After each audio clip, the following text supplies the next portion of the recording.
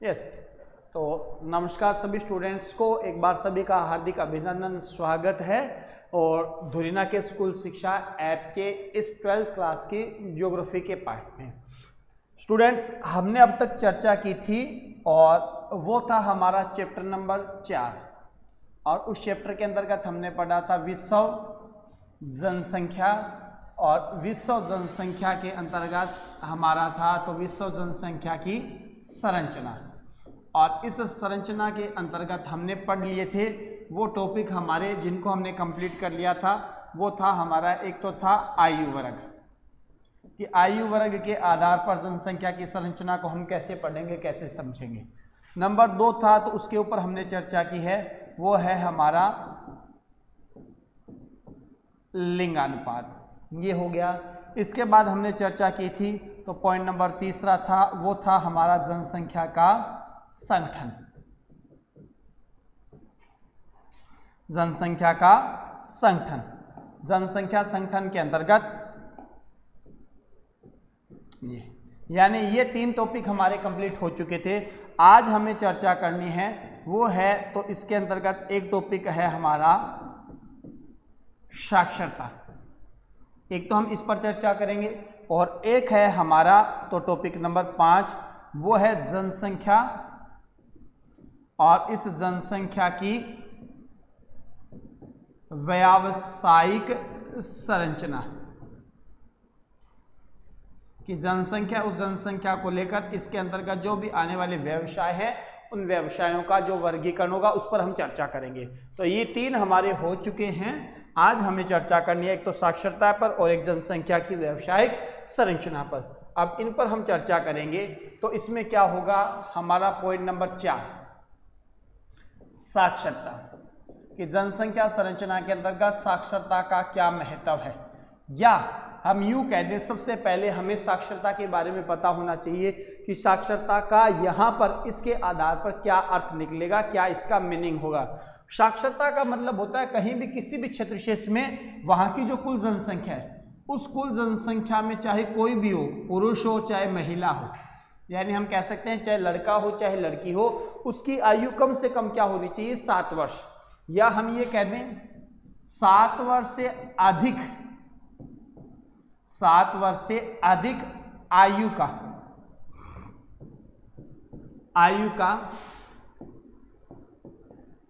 कोई भी मनुष्य,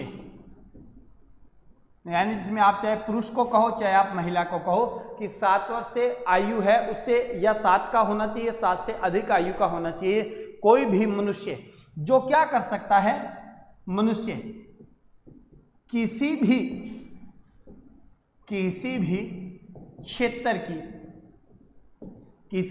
क्षेत्र की स्थानीय भाषा को पढ़ तथा लिख सके।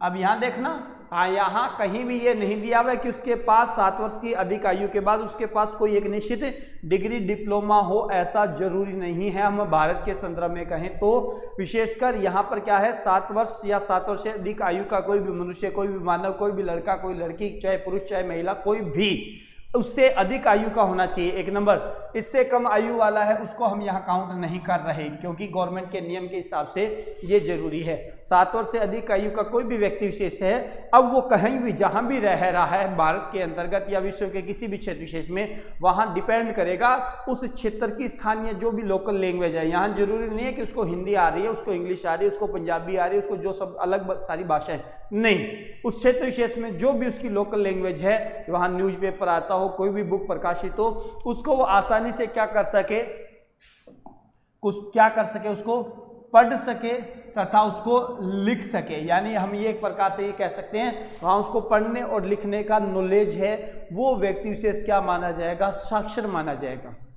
कोई भी कहीं नहीं कह सकते हम कि हमें यहाँ कोई एक डिग्री चाहिए, डिप्लोमा चाहिए, उसमें ये परसेंटेज होनी चाहिए, ये उसकी कट ऑफ मार्क्स होनी चाहिए, ऐसा कहीं भी नहीं है।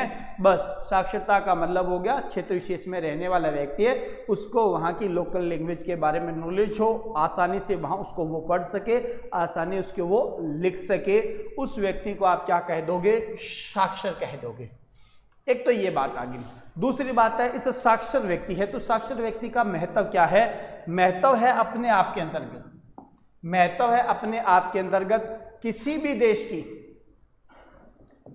देश की जो भी आर्थिक उन्नति है, उस आर्थिक उन्नति के अंतर्गत उसका सहयोग मिलेगा, क्योंकि पढ़ा लिखा व्यक्ति है वो कहीं ना कहीं नई नई टेक्नोलॉजी, नई नई तकनीकें हैं उनकी खोज करेगा और उनके माध्यम से वो रोजगार के विकल्प है उनको आगे से आगे बढ़ाने का प्रयास करेगा। उससे वो अपने क्षेत्र का, अपने समाज का, अपने शहर का, गांव का, जिले का, राज्य का करते करते उस पूरे देश का विकास करने में कहीं ना कहीं भूमिका निभाएगा। तो किसी भी देश की आर्थिक उन्नति के अंतर्गत और इस साक्षरता शिक्षा का महत्व है, एक तो ये होगा। दूसरा आपके अलग से टॉपिक आएगा लास्ट में HDI, इसका मतलब होता है ह्यूमन डेवलपमेंट इंडेक्स, या हम जब पढ़ेंगे मानव विकास सूचकांक, यानी ये हमारा एक टॉपिक आएगा लास्ट के अंतर्गत आगे वाले चैप्टरों में, या हम यूं कहें जब पढ़ेंगे तब। तो एक टॉपिक आएगा HDI ह्यूमन डेवलपमेंट इंडेक्स, मानव विकास सूचकांक, कि मनुष्य के विकास के योगदान के अंतर्गत भी इस शिक्षा का महत्व होगा। क्योंकि अगर कोई शिक्षित व्यक्ति है तो वो आसानी से रोजगार है उसको प्राप्त कर सकता है, अपने स्वास्थ्य को ध्यान रख सकता है, अपनी आयु है उसको वो निर्धारित करते हुए और लंबे जीवन आसानी से जी सकता है। तो आप इसको भी सम्मिलित करोगे कि क्या होगा कि HDI मानव विकास सूचकांक के अंतर्गत मानव की स्वयं की उन्नति विकास के स्तर में भी क्या होगा? शिक्षा का योगदान होगा। ऐसे करते करते वो क्या करेगा? पूरे समाज का, पूरे क्षेत्र विशेष का, पूरे देश का विकास कर सकता है। नए नए उद्योग हैं उन उद्योगों की स्थापना कर सकता है, तो उद्योग धंधों का विकास हो सकता है। इसके अंतर्गत क्या हो सकता है? परिवहन के जो मार्ग है, परिवहन के साधन हैं उनका निर्माण हो सकता है। संचार है, संचार के स्रोत है, साधन है, उनका निर्माण हो सकता है। विभिन्न प्रकार के जो अन्वेषण हैं, यानी विभिन्न प्रकार की जो खोज है, या आप कह सकते हो विभिन्न प्रकार के जो अनुसंधान है, उन अनुसंधान कार्यों के ऊपर वो कार्य करते हुए और उन क्षेत्रों का क्या कर सकता है? विकास कर सकता है। किंतु जरूरी नहीं है सभी क्षेत्रों में साक्षरता का स्तर समान मिले। ये तो जरूरी नहीं है कि सभी देशों में, सभी राज्यों के अंतर्गत शिक्षा का स्तर समान हो, कोई जरूरी नहीं है। अलग अलग क्षेत्रों में इस विकास के स्तर में या इन सभी कारकों के अंतर्गत आपको भिन्नताएं देखने को मिलेगी, और ये सब कुछ निर्भर करता है किसके ऊपर? शिक्षा पर, साक्षरता पर। पढ़ा लिखा व्यक्ति है तो वो समाज के अंतर्गत समाज की उन्नति में अपना भावी योगदान दे सकता है। अब बातें आती हैं कि यहाँ पर शिक्षा की जिसे हमने बात की है, जरूरी तो नहीं है कि सभी क्षेत्रों के अंतर्गत शिक्षा का महत्व या इसका परसेंटेज या उसका औसत समान हो। तो आप कह सकते हो साक्षरता जो है, तो साक्षरता को प्रभावित करने वाले कारक, कि साक्षरता है तो साक्षरता को कई ऐसे कारक हैं वो प्रभावित करेंगे। अब वो कारक क्या होंगे, कैसे हो सकते हैं? जैसे नंबर 1 आप दे सकते हो आर्थिक उन्नति का स्तर। आर्थिक उन्नति का स्तर यानी कोई भी व्यक्ति है वो जहां भी, किसी भी समाज, किसी भी क्षेत्र विशेष में रहा है, उनके इनकम के सोर्स क्या है, उसका पहले से ग्राउंड है वो कैसा है, बैकग्राउंड कह सकते हो, वर्तमान का उसका ग्राउंड कह सकते हो, उसका जीवन का स्तर कह सकते हो, इनकम का सोर्स क्या है, वो कहीं ना कहीं शिक्षा के अंतर्गत महत्वपूर्ण रोल अदा करेगा।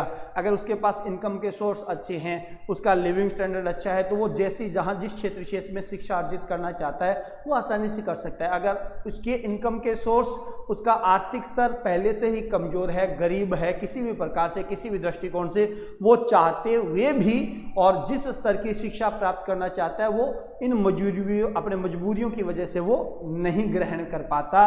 तो आप यहां कह सकते हो आर्थिक उन्नति का स्तर है वो कहीं ना कहीं प्रभाव डालता है। नंबर 2 की अगर हम बात करें तो वो है आपका नगरीयकरण। यानी आप कह सकते हो शहर। ये बातें हमने पढ़ी है पहले पिछले टॉपिकों के अंतर्गत जनाकी के संक्रमण सिद्धांत में कि ग्रामीण क्षेत्रों में रहने वाले लोग या जीवन निर्वाह का आधार माध्यम कृषि होता है, शिक्षा का स्तर निम्न मिलेगा, आर्थिक विकास का स्तर निम्न मिलेगा। इसी वजह से लोग जब उच्च शिक्षा, उच्च व्यवसाय, उच्च रोजगार की प्राप्ति के लिए गाँव को छोड़कर शहरों की ओर स्थानांतरित होते हैं, तब वो यहाँ योगदान में भूमिका निभाते हैं। अब अगर हम लोकल कस्बे से, लोकल स्थान से, शहर से और बड़े शहर में जाकर स्थानांतरित होंगे तो वहाँ हमारे पास संभावनाएं, विकल्प ज़्यादा से ज़्यादा होंगे। उन संभावनाओं, उन विकल्पों का हम सदुपयोग करते हुए और उच्च शिक्षा प्राप्त कर सकते हैं, अपना स्वयं का विकास का स्तर है उसको निर्धारित कर सकते हैं। और अगर हम अच्छी शिक्षा प्राप्त कर रहे हैं, अच्छा मार्गदर्शन मिल रहा है, तो कल को जो हमारी आर्थिक उन्नति का स्तर जो कमजोर था उसको हम जहाँ जिस स्तर तक ले जाना चाहते हैं वहां तक ले जा सकते हैं। तो यहाँ पर नगरीकरण या शहर है, उसमें हमारे पास जो विकल्प है उन विकल्पों के लिए जरूरी है शहर। ऐसे आप कह सकते हो, तो कह सकते हो आप उद्योग कह सकते हो, या एक प्रकार से कह सकते हो व्यवसाय कह सकते हो, या एक प्रकार से आप कह सकते हो रोजगार। कि शिक्षा प्राप्ति तो है, किंतु शिक्षा प्राप्ति के साथ साथ जरूरी है हमारे पास शिक्षा प्राप्ति के बाद हमारे पास रोजगार की संभावनाएं तो होनी चाहिए। शिक्षा हमने ग्रहण कर ली, उच्च शिक्षा प्राप्त कर ली, किंतु फिर भी कई बार हो जाता है हमारे जिस क्षेत्र विशेष में हम रह रहे हैं वहाँ हमारी शिक्षा के बाद भी हमारे सामने जो हमारी योग्यता के अनुसार जो विकल्प होने चाहिए, संभावनाएं होनी चाहिए रोजगार की, वो नहीं मिलते। तो वहाँ जरूरी है उन क्षेत्रों में बड़े पैमाने पर उद्योग धंधे, फैक्ट्रियाँ, जो भी हमारे पास कंपनियाँ, जैसा भी सेक्टर जो गवर्नमेंट प्राइवेट जिसकी हम सोच समझ रखते हैं, वो कहीं ना कहीं विकल्प हमारे सामने हो, अन्यथा प्राप्त की गई शिक्षा का यहाँ कोई महत्व नहीं रहेगा। फिर हमारे सामने हो सकता है तो कहीं ना कहीं विभिन्न प्रकार की सुख सुविधाएं, वो सुविधाएं हमें भी चाहिए, चाहे हमें पढ़ना हो, लिखना हो, उसके बाद जिस भी प्रकार का हम जो भी भौतिक सुख सुविधाएं चाहते हैं तो वो हमारे पास सुख सुविधाएं होनी चाहिए, सुविधाएं होंगी। तथा इसके अंतर्गत राजनीति या राजनीतिक कारक है, पॉलिटिकल है, गवर्नमेंट है, तो गवर्नमेंट का भी कहीं ना कहीं हमें अनुदान, सहयोग, सहायता मिलती रहनी चाहिए समय समय पर, चाहे वो स्कॉलरशिप के माध्यम से हो या अन्य किसी भी प्रकार का कोई भी माध्यम हो, जिस माध्यम से हम उन सुविधाओं का फायदा लेते हुए और अपना और स्वयं का क्षेत्र विशेष का हम क्या कर सकें, विकास कर सकें। तो ये ऐसे कारक हैं। ये इनके अलावा भी अगर देखें तो महिलाओं की सामाजिक स्थिति, क्योंकि हमारा जो समाज है, वर्ग है, वो पुरुष प्रधान हम मानते हैं, पुरुषों को ही प्रधानता दी जाती है। तो जब शिक्षा की बात होती है तो शिक्षा में हमने क्या पढ़ा था, चाहे लड़का हो चाहे लड़की हो, चाहे पुरुष हो चाहे महिला हो, दोनों को समान अधिकार है।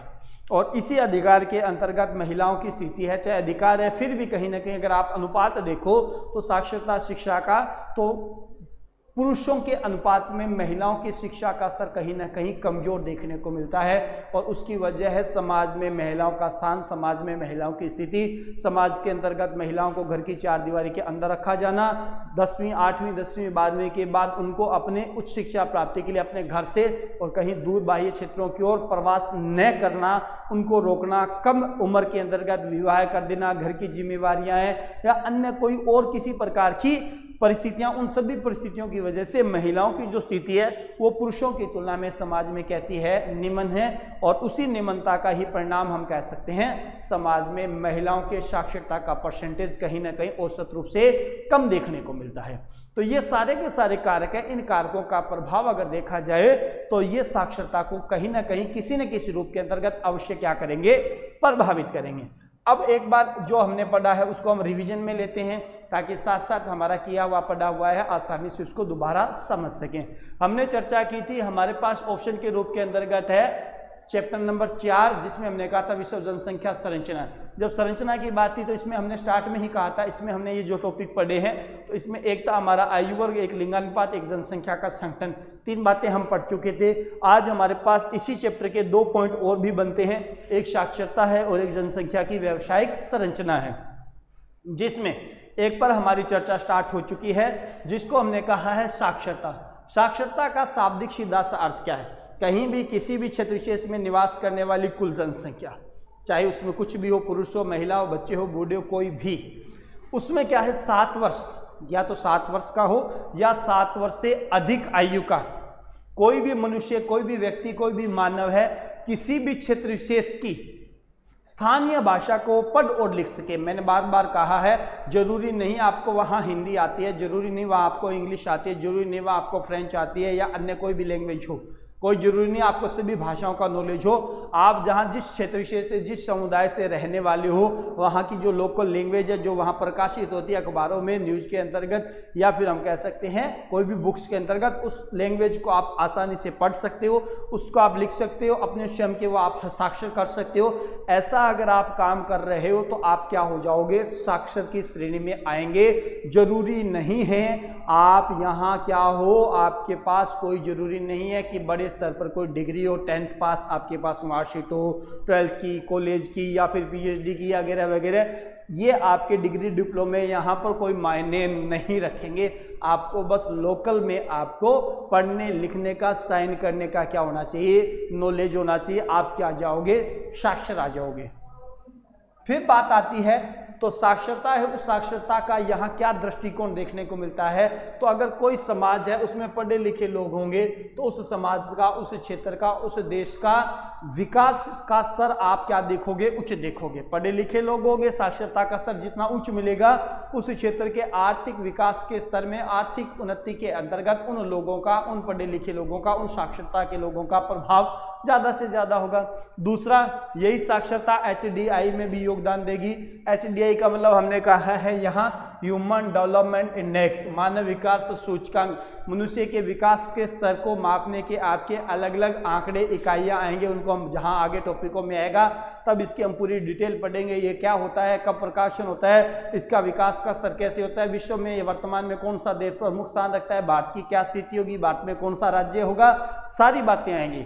उस विकास के सूचकांक के अंतर्गत भी शिक्षा का योगदान है। फिर हमने कहा है अगर साक्षरता का स्तर उच्च होगा तो उस क्षेत्र विशेष में उद्योग धंधे, वहाँ परिवहन के साधन, मार्ग, संचार के स्रोत, विभिन्न प्रकार का अन्वेषण, खोज कार्य या नई नई जो अनुसंधान है, रिसर्च है, उनकी विकास की संभावना, उनके कार्यों को बढ़ाने की संभावना आपको ज़्यादा से ज़्यादा मिलेगी। नई नई तकनीक, नया नया ज्ञान होगा, वो आपके इस विकास के अंतर्गत क्या करेगा, योगदान देगा। फिर आपको चाहिए नेक्स्ट, तो हमने कहा है सब कुछ होते हुए भी, साक्षरता कहीं भी किसी भी क्षेत्र विशेष में होते हुए भी अलग अलग क्षेत्रों में साक्षरता का स्तर है, उसमें आप भिन्नता जरूर देखते हो। तो यहाँ साक्षरता की जब बात आती है तो अलग अलग समाज में, अलग अलग देशों के अंतर्गत साक्षरता में भिन्नता है। अब उस भिन्नता की कुछ न कुछ वजह है, कोई ना कोई कारक है, जिन कारकों की वजह से यहाँ साक्षरता का प्रभाव अलग अलग देखने को मिलेगा। इसमें जैसे नंबर 1 है हमारे पास आर्थिक उन्नति का स्तर। अगर हमारा समाज, हमारा दृष्टिकोण हम हमारे अकेले पर ले लें, हमारा घर की नींव है, हमारा घर का इनकम का सोर्स अच्छा है, तो हम जहाँ जिस लेवल तक की जहाँ भी शिक्षा प्राप्ति का सोच रहे हैं वहाँ हम आसानी से शिक्षा ग्रहण कर सकते हैं। और अगर हमारा पहले से ही बैकग्राउंड कमज़ोर है, हम गरीब हैं या ऐसा कोई विकल्प है कि जिसके होते हुए हम उच्च शिक्षा प्राप्त नहीं कर सकते, तो ये हमारे लिए क्या होगा, बीच के अंतर्गत कोई ना कोई एक अवरोध होगा। दूसरी बात है, अगर हम ग्रामीण क्षेत्रों से निकलकर और शहरों में जाते हैं तो शहरी भागों के अंतर्गत हर दृष्टिकोण से, हर लेवल से, हर माध्यम से हमारे पास विकल्प ज़्यादा से ज़्यादा होंगे। शहरों के अंतर्गत उच्च शिक्षा हम आसानी से प्राप्त कर सकते हैं। फिर हमारे पास अगर वहाँ उद्योग होगा, व्यवसाय होगा, रोजगार होगा, तो वो भी टेंशन नहीं है। शिक्षा प्राप्त कर ली या प्राप्त करते करते साथ साथ हम क्या कर सकते हैं, इनकम के बारे में भी सोच सकते हैं। फिर इसके बाद है विभिन्न प्रकार की सुविधाएं, राजनीति है, वर्तमान की गवर्नमेंट है, सरकार है, उनके द्वारा दिए जाने वाले विभिन्न अनुदान हैं या विभिन्न प्रकार की आर्थिक सहायताएं हैं। उन सभी सहायताओं के माध्यम से भी हम भारत या हम कहें हमारे देश ही बाहर विश्व के किसी भी देश के अंतर्गत जहां हम उच्च शिक्षा प्राप्त करने की सोच रहे हैं तो वहां हम उन क्षेत्रों तक पहुंच सकते हैं। और उसके बाद हो सकता है तो हमारे पास समाज के अंतर्गत महिलाओं की स्थिति, अब ये कारक अगर अनुकूल होंगे तब तो आप आसानी से शिक्षा प्राप्त कर रहे हो। और यही परिस्थितियां अगर आपकी प्रतिकूल होगी तो कहीं ना कहीं शिक्षा साक्षरता का स्तर कैसा होगा, निम्न हो जाएगा। जैसा हमने कहा है समाज के अंतर्गत पुरुष प्रधान वर्ग है, पुरुषों की तुलना में महिलाओं को स्थान निम्न दिया जाता है, महिलाओं का सामाजिक स्तर है एक प्रकार से शोषण वर्ग माना जाता है, तब शिक्षा का स्तर पुरुषों की तुलना में महिलाओं का स्तर कहीं ना कहीं नीचा देखने को मिलता है। ये सारे के सारे कार्य का अगर अनुकूल है तो साक्षरता शिक्षा का स्तर उच्च मिलेगा, और अगर यही परिस्थितियां होगी प्रतिकूल विपरीत होंगी तो हम जैसा सोच रहे हैं बिल्कुल उसका क्या मिल जाएगा, विपरीत मिलेगा। तो ये है हमारा एक पॉइंट नंबर 4 था साक्षरता। इसके बाद हम बात करेंगे पॉइंट नंबर नेक्स्ट होगा हमारा, और वो होगा जनसंख्या। जनसंख्या की व्यावसायिक संरचना।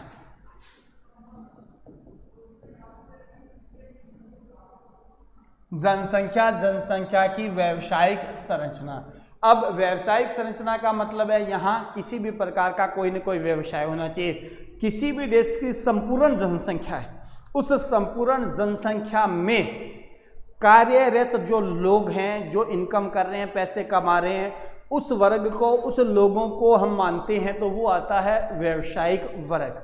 और उसी व्यावसायिक वर्ग, उन्हीं कार्यशील लोगों की वजह से ही उस देश के आर्थिक स्तर को मजबूती देखने को मिलती है कि कहीं भी किसी भी देश की कुल जनसंख्या है, उस कुल जनसंख्या में कार्यरत कार्यशील जनसंख्या है जो आर्थिक रूप से पैसा पूंजी कमा रही है, उसी पैसे उसी पूंजी के माध्यम से उस देश, उस क्षेत्र, उस वर्ग का क्या होता है, विकास होता है। अब आप यहाँ जब पढ़ोगे, क्या पढ़ोगे आप, यहाँ देखोगे व्यवसाय। व्यवसायों की बात है तो ध्यान रखना, उन व्यवसायों को मैं थोड़ा सा यहाँ समझाने की कोशिश करूँगा कि व्यवसाय आपके क्या होंगे, कैसे होंगे, कितने प्रकार के होंगे, इनमें हम किन किन को शामिल करेंगे। यहीं से आपका ये सारा का सारा क्लियर हो जाएगा। व्यवसायों की अगर आप बात करो तो व्यवसाय ध्यान रखना मूल रूप से जब आप पढ़ोगे, आगे आपके है भी सिलेबस के अंतर्गत अलग अलग चैप्टर वाइज आपके दिया हुआ है। 1 नंबर पर आपका आएगा प्राथमिक व्यवसाय, नंबर 2 आएगा आपका द्वितीयक व्यवसाय, नंबर 3 आपका आएगा तृतीयक व्यवसाय। व्यवसाय नंबर 3 मूल रूप से, मुख्य रूप से हम माने तो ये 3 व्यवसाय होते हैं, प्राथमिक, द्वितीयक, तृतीयक। किंतु हम आगे और भी पढ़ेंगे तब उनके अंतर्गत ध्यान रखना वो होगा चतुर्थक, नंबर 4 व्यवसाय। और उसके बाद जब हम पढ़ेंगे तो नंबर 5 होगा पंचम व्यवसाय। इनको हम आगे के चैप्टर में और डिटेल से पढ़ेंगे, वहां जब डिटेल आएगी तब सारी बातें क्लियर हो जाएंगी। अब हमारे पास यहाँ जो जरूरत है उस जरूरत के हिसाब से हम पढ़ेंगे। प्राथमिक जो व्यवसाय है, उस प्राथमिक व्यवसाय के अंतर्गत हम किसे शामिल करेंगे, तो ध्यान रखना यहाँ आप शामिल करोगे किसे, कृषि को, शिकार कह सकते हो या इसी शिकार को ही कहा जाएगा तो वो होगा आखेट। कंद,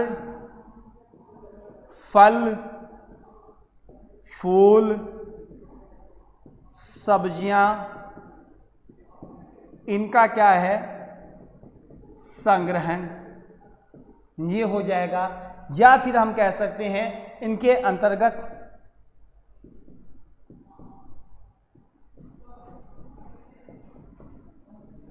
खनिजों का दोहन।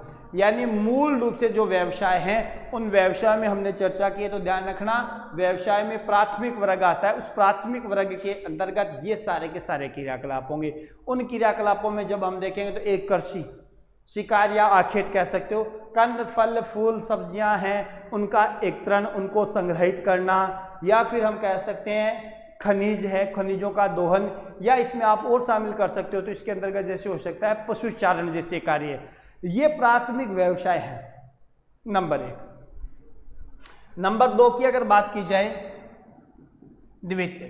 द्वितीय के अंतर्गत क्या होता है, इसके अंतर्गत आप शामिल करते हो तो किसको, उद्योगों को। उद्योग हैं, उन उद्योगों को शामिल किया जाता है, या उद्योगों में ही होता है विनिर्माण, या फिर हम कह सकते हैं परिवहन, साधनों का निर्माण या मार्गों का निर्माण, ये आपका हो सकता है। तो ये आपके पास है द्वितीयक व्यवसाय। तृतीय की बात होती है तो तृतीय के अंतर्गत क्या होता है, व्यापार तथा संचार, ये होगा।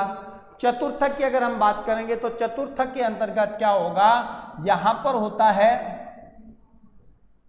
बैंक हो गया, बीमा हो गया, या किसी भी प्रकार की अन्य कोई भी सरकारी या प्राइवेट सेवाएं होंगी, गवर्नमेंट हो सकता है या फिर प्राइवेट सेक्टर हो सकते हैं, उनकी सेवाएं होंगी। पांचवा जो व्यवसाय होता है वो होता है बड़े पैमाने पर, इसमें होता है अनुसंधान या फिर वैज्ञानिक कार्य। अब आपको यहाँ इनको लेकर ही सारी बातें पढ़नी है कि हमारे पास व्यवसाय हैं, उन व्यवसायों में अगर हम देखेंगे तो हमारे पास जो व्यवसाय हैं वो क्या हैं, तो हमने कहा है नंबर 1 प्राथमिक व्यवसाय। अब यहाँ कई सारी थ्योरिकल बातें होंगी कि प्राथमिक जो व्यवसाय है, अब ये प्राथमिक जो व्यवसाय है उस व्यवसाय में हमने कहा है कृषि है, शिकार, आखेट, कंदमल, अपने कंद, फल फूल, सब्जियां हैं, भोजन का संग्रहण है, खनिजों का दोहन हो गया, पशु चारण हो गया, या किसी प्रकार से और कोई ऐसा व्यवसाय जिसको हमें प्रत्यक्ष रूप से सीधा सीधा भोजन प्राप्ति हो रही है, हमारा जीवन का निर्वाह हो रहा है। किंतु खास बात क्या होती है, जिन क्षेत्रों के विकास का स्तर नीचा मिलता है, लाइनें ध्यान से सुनना, कहीं भी कोई क्षेत्र विशेष हो या कोई भी देश हो जिसके विकास का स्तर नीचा है, या विश्व में अधिकांश ऐसे क्षेत्र विशेष जो विकासशील हैं, विकास का स्तर अभी भी उनका नीचा है, पिछड़ा हुआ है, या जहां पर जनसंख्या ज़्यादा से ज़्यादा मिलेगी, अधिकतम से अधिकतम जनसंख्या वाले देशों के अंतर्गत रोजगार के विकल्प कम से कम होंगे, तो वो लोग क्या करेंगे, मूल रूप से प्राथमिक व्यवसायों को प्राथमिकता देंगे। क्योंकि जहां जनसंख्या का दबाव ज्यादा हो गया, जनसंख्या का दबाव ज्यादा होने से वहां लोगों के पास विकल्प, संभावनाएं, रोजगार कम हो जाएंगे, तो अब वो सोचेंगे जैसे तैसे करके अपना जीवन निर्वाह कर लें, तब वहां पर मूल रूप से प्राथमिकता दी जाएगी किसको, प्राथमिक व्यवसायों को, और इन व्यवसायों के आधार पर जीवन का निर्वाह का स्तर ज्यादा उच्च नहीं हो सकता। इन व्यवसायों को अगर आधार माने, तो आधार मानते हुए अगर हम ये सोचें कि हम ऐसे कर लेंगे तो ये थोड़ा सा नामुमकिन का, अपने नामुमकिन सा लगता है। मैं ये नहीं कहूँगा कि बिल्कुल ही नामुमकिन है, असफलता हम ये नहीं सोचेंगे, हाँ सफल होंगे, किंतु अगर उसको हम वर्तमान तकनीकों की सहायता से अगर हम करेंगे तो हो सकता है, जैसा आज की हमारे पास नवीनतम टेक्नोलॉजी है जिसके माध्यम से हम कृषि करते हैं, या फिर फल फूल सब्जियां उनका व्यापार कर रहे हैं, फिर हम खनिज पदार्थ हैं उनको निकाल रहे हैं, तो अगर तकनीकें हैं अच्छी हैं, नई सोच है, नई टेक्नोलॉजी है, तो हो सकता है। अन्यथा परंपरागत रूप से जैसा क्रियाकलाप होता है वैसा ही अगर हम करते जाएंगे तो यहाँ संभावनाएं वैसी ही रहेंगी। कहने का मतलब है पिछड़े देश से, विकासशील देश से, ज़्यादा जनसंख्या वाले क्षेत्रों के अंतर्गत मूल रूप से आप क्या देखोगे, प्राथमिक व्यवसाय देखोगे। द्वितीयक व्यवसाय का मतलब इसमें आप उद्योग धंधे हैं, या विशेष इसमें क्या है, विनिर्माण। इस शब्द को ध्यान रखना, परिवहन के साधन है, मार्गों का निर्माण। विनिर्माण का मतलब क्या होगा, पुनः निर्माण करना। विनिर्माण का मतलब होगा पुनः निर्माण करना। और एक बात और बता दूं, जो भी आपके ये व्यवसाय हैं हमेशा एक दूसरे से रिलेटेड है। प्राथमिक व्यवसाय आधार प्रदान करेगा किसके, द्वितीय के लिए। अगर आपको द्वितीयक व्यवसाय में कहीं ना कहीं कार्य करना है तो उसके लिए आपके पास जरूरी है प्राथमिक व्यवसाय होना चाहिए, या पहले से प्राथमिक व्यवसाय का स्तर मजबूत हो। प्राथमिक व्यवसाय है वो द्वितीयक व्यवसाय के लिए एक आधार होगा।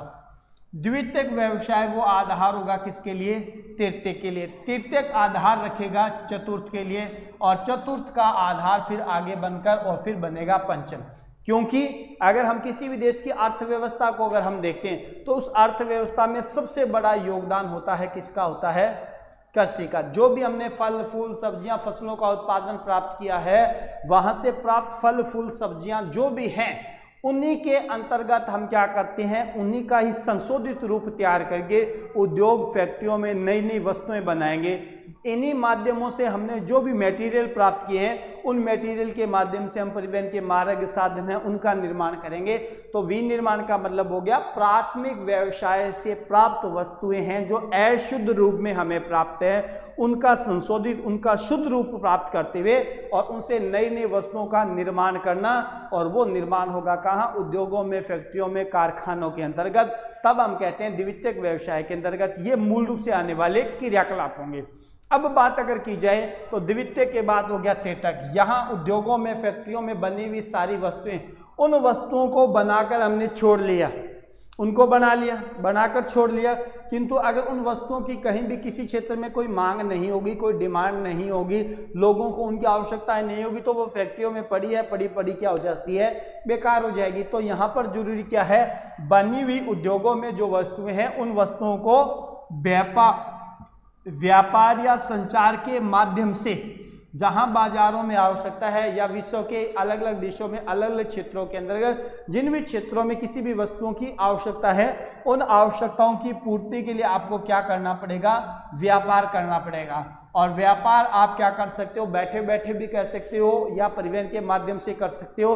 उसके लिए आपके पास आज के समय में क्या चाहिए, संचार के साधन चाहिए। मोबाइल कह सकते हो, टेलीफोन कह सकते हो, इंटरनेट कह सकते हो, या अन्य उनसे जुड़ी हुई सारी सुविधाएं जिन पर आप अपने घर पर बैठे बैठे विश्व के किसी भी क्षेत्र का ज्ञान प्राप्त कर सकते हो। विश्व के किसी भी क्षेत्र में बनने वाली कोई भी नवीनतम नई वस्तु है उनके बारे में आप ज्ञान रख सकते हो, उसको अपने घर पे बैठे बैठे मंगवा सकते हो।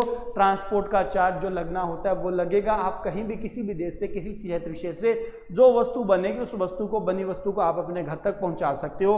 तो यहाँ पर योगदान हो जाएगा आपको व्यापार, और व्यापार के साथ साथ यहाँ महत्वपूर्ण योगदान होगा तो किसका होगा, संचार के साधनों का। तो मैंने यहाँ पहले कहा है मूल रूप से तो ये होते हैं आपके तीन ही, मूल रूप से तीन ही होते हैं, प्राथमिक, द्वितीयक और तृतीयक होंगे। अब बात आती है चतुर्थ की।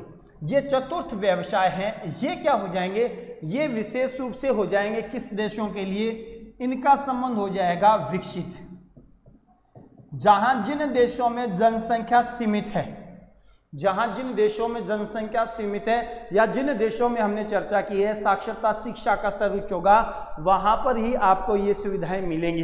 ये जो क्रियाकलाप है, आप कम पढ़े लिखे लोग हैं तो भी आप इनको कहीं ना कहीं कर सकते हो। अब अगर आपको गवर्नमेंट एम्प्लॉय बनना है, बैंक, बीमे से संबंधित या गवर्नमेंट प्राइवेट सेक्टर में जाना है, तो उसके लिए आपको नॉलेज की आवश्यकता है, और नॉलेज के लिए हमने क्या कहा था, आपको शिक्षा ग्रहण करनी ही पड़ेगी, वो भी उच्च स्तर की। वहाँ ये काम नहीं चलेगा कि आपकी उम्र 7 वर्ष से ज़्यादा थी, आपको स्थानीय लोकल लैंग्वेज आने लगी, पढ़ सकते हो, लिख सकते हो, उससे काम यहाँ नहीं चलने वाला। यहाँ पर आपको degree, diploma, competition, fight level सारा कुछ तय करके उसके बाद आपको आगे निकलना पड़ेगा। तो चतुर्थक जो व्यवसाय होते हैं, उन चतुर्थक व्यवसायों का संबंध होता है, ध्यान रखना, विश्व में विकसित देशों के अंतर्गत जिसमें जनसंख्या सीमित है और वहाँ वो लोग हैं प्राप्त संसाधनों का सदुपयोग करते हुए अपने देश का, अपने समाज का विकास का स्तर बढ़ाते हैं। तो उसमें शामिल जो सेवाएं होती हैं वो सेवाएं होती है, इनमें इनकम के सोर्स भी ज़्यादा से ज़्यादा हैं, और इन्हीं जैसी संभावनाएं, आप विकसित देशों जैसी संभावनाएं आप यहाँ पंचम व्यवसायों में भी देखोगे, जिसमें बड़े बड़े स्तर पर विभिन्न विद्वानों के द्वारा अनुसंधान कार्य किए जाते हैं, विभिन्न प्रकार की खोज कार्य की जाती है, इनको किसी भी प्रकार की आर्थिक सहायता है वो पीछे से मिलती हैं। तो यहाँ पर भी ये बड़ी बड़ी रिसर्च सेंटर के रूप के अंतर्गत कार्य करेंगे, ये भी विकसित देशों की श्रेणी के ही हिस्से होंगे, इनके अंतर्गत भी इनकम के सोर्स आपको ज़्यादा से ज़्यादा मिलेंगे। तो ये आपका है किसी भी क्षेत्र से इसकी जनसंख्या, उस जनसंख्या की व्यवसायिक संरचना। तो व्यवसायिक संरचना का अर्थ हमने क्या लिया था, कहीं भी किसी भी देश की कुल जनसंख्या, उस कुल जनसंख्या में आर्थिक रूप से शामिल जनसंख्या, यानी वो जनसंख्या का वो भाग, वो हिस्सा जो इनकम के अंतर्गत कार्यरत है, कार्यशील है। और कार्यशील की जब हमने बात की थी तो कार्यशील जनसंख्या हमने पढ़ी थी, कहाँ थी, कौन सी थी, आयु वर्ग वाले में हमने पढ़ा था 15 से लेकर 64 वर्ग का जो आयु वर्ग होता है, जिसको हमने प्रौढ़ कहा, वयस्क कहा, वो जनसंख्या कार्यशील मानी जाती है। और जहाँ किसी देश के अंतर्गत कार्यशील जनसंख्या परसेंटेज ज़्यादा होगा, लोगों के कमाने का परसेंटेज ज़्यादा होगा, उस देश का, उस क्षेत्र विशेष के विकास की संभावनाएं उतनी ही ज़्यादा मिलेंगी।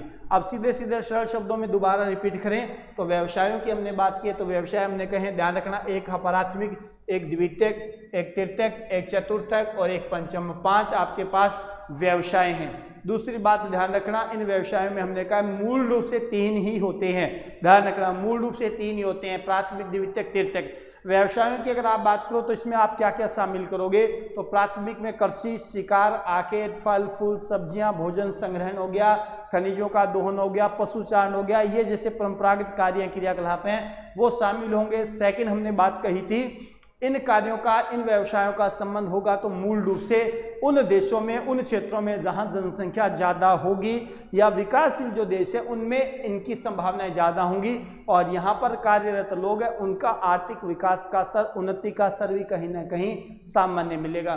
प्राथमिक व्यवसायों पर ही आधारित द्वितीय होंगे। यहाँ से प्राप्त जो भी वस्तुएं, चाहे वो फसलों से हो या अन्य किसी भी माध्यम से, उनका शुद्ध रूप, उनका मूल्य परिवर्तित वो आप यहाँ देखोगे। यहाँ आपको कृषि फसलों से जो फसलें प्राप्त हुई है उसका मूल्य और उन्हीं फसलों से बनी हुई जो नवीनतम उत्पाद है, नवीनतम वस्तुएं जब उद्योगों फैक्ट्रियों में बनाई जाती हैं तब उनका मूल्य परिवर्तित हो जाएगा, क्योंकि उसके ऊपर लागत खर्च और हो गया। फिर भी यहाँ पर बनी हुई वस्तुओं का मूल्य ज़्यादा होगा। इसमें आप परिवहन के साधन मार्ग कह सकते हो।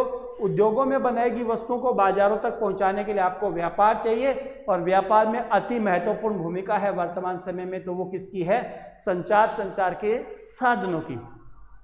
फिर चतुर्थक व्यवसाय की बात की जाए तो वर्तमान में बैंक, बीमा या विभिन्न प्रकार की सरकारी सेवाएं, गवर्नमेंट प्राइवेट सेक्टर सेवाएं हैं वो होंगी।